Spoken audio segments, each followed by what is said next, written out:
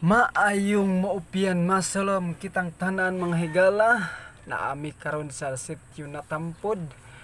Karon mga kaigsunan, palugsong mi sa Balakayo kay mo apil mi og fellowship. Didto ipahigayon sa Balakayo, sitio Balakayo.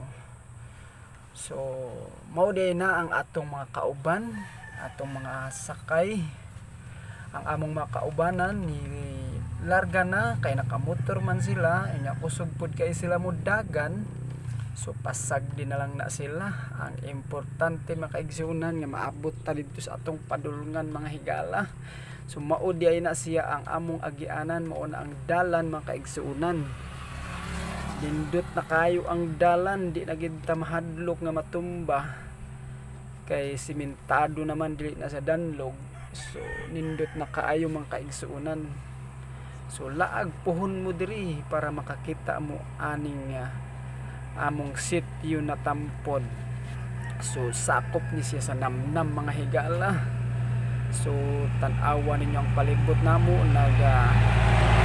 pagigabon makaigsunan.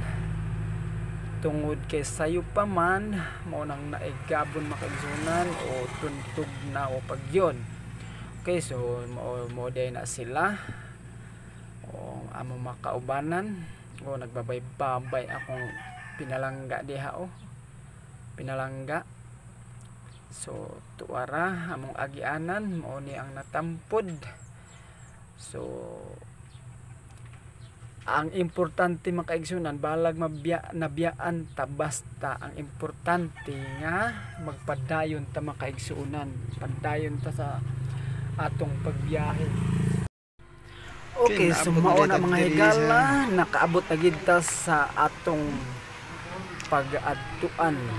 Mao ni siya ang simbahan diri sa Balakayo mga higala. Kaabot ra gid ta ang atong pagbangalagad mga kaigsunan daw sama ani nga nagbiyahe ta, bahalag hinay-hinay basta kay sigurado nga maabot ta mga kaigsunan.